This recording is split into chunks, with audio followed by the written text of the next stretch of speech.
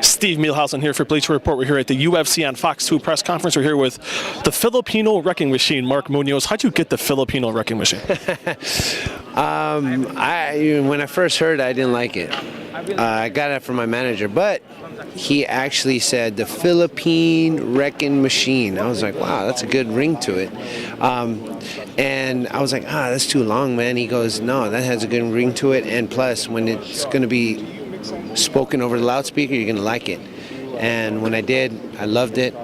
But then Philippine is an inanimate object. I'm a Filipino. So then it changed and evolved into the Filipino wrecking machine. So there's Philippine brand mangoes, there's Philippine brand coconuts, but there's not a Philippine brand person, you know. So it turned into the Filipino wrecking machine. Now, you were talking during the press conference, they were talking about Manny Pacquiao, and you know, MMA is still really not evolving in, you know, you got Brandon Vera, you got yourself, but what does the Philippines need to do to get more involved in MMA in your mind? You know, the thing about the Philippines, it's a growing sport in the Philippines, and there's the One Fighting Championships out there, there's the PXC, there's URCC, there's a lot of organizations out there that are thriving right now. I think what needs to happen is more of the popularity with the Filipinos coming mainstream here in the United States. I think I think a lot of guys have to come over in order to get the coverage to, you know, because there's only me and Brandon Vera. You know, Felipe Nova was in the organization. He's finding his way back, but Filipinos need to be known. You know, we're actually a combat sport nation. You know, we do a lot of martial arts. We just got to be able to put guys out there and be able to have people see them. You know, so there's so many good fighters out there. It's unbelievable, but they have to be seen. Now let's talk about the fight. Were you wanting to fight again this soon? You know, you had fought Chris Lieben beginning in November. Was this something in your plans for you wanted to fight this early, or would you want to take a couple more months off and get it maybe the end of the first quarter of 2012? You know, I've been fighting every 3 months for the past year and a half, almost 2 years now. And I fought 4 times last year. I fought almost 4 times this year.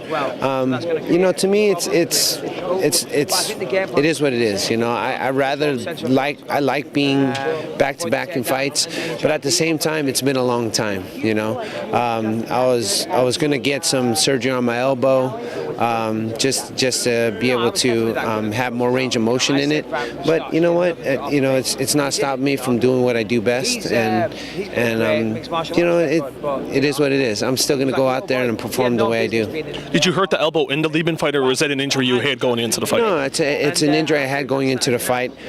I've had it the past 4 fights, so it doesn't hinder my performance at all. I was just wanting to kind of get it over with and done, you know, and kind of have a little bit of, you know, a break. I mean, it's a really easy surgery. All they're going to do is just clean it out, but it doesn't matter. You know, now I got a fight scheduled, and I'm going to go out there and do what I do best. Did they approach you? Did the UFC approach you about this fight right after your fight, or was this something that, you know, kind of just was in the back of your mind, or was this, you know, Chael Sonnen, you know, did you see his fight against, you know, Ryan Stanton? Was this something you were looking forward to doing this year, you know, this soon against Chael Sonnen, or were you wanting to fight another guy?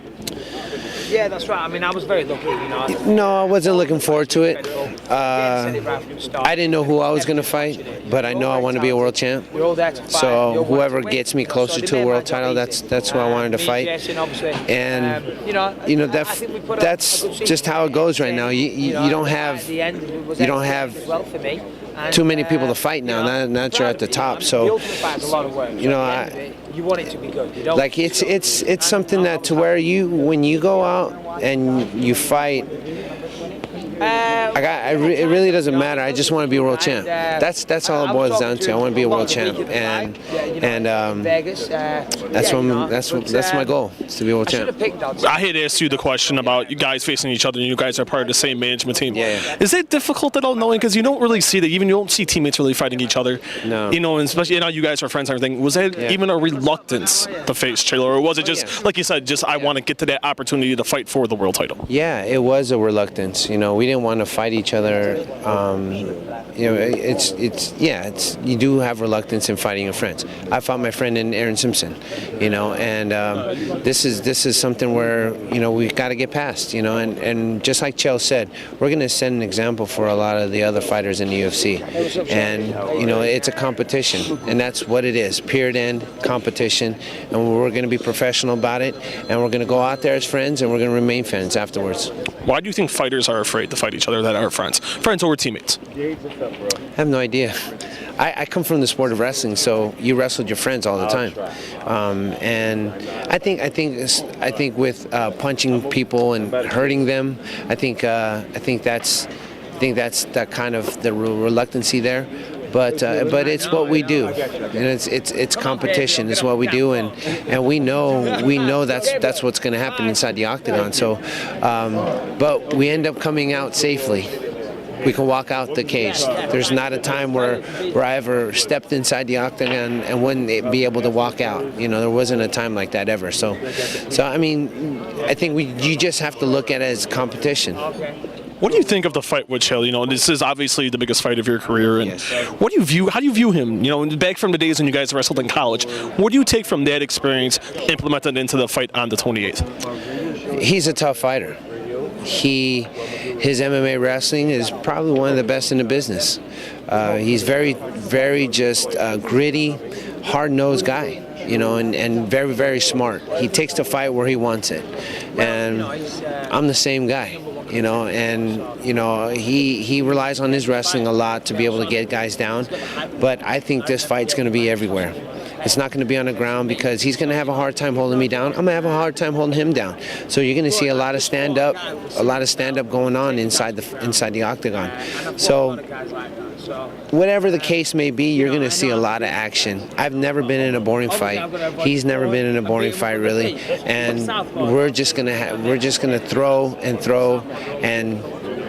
and you're going to see a lot of action from all the aspects of mixed martial arts. On the cage, on the ground, on the feet, wherever it is, you're going to see a lot of action. What do you make of his antics? You've seen at the press conference.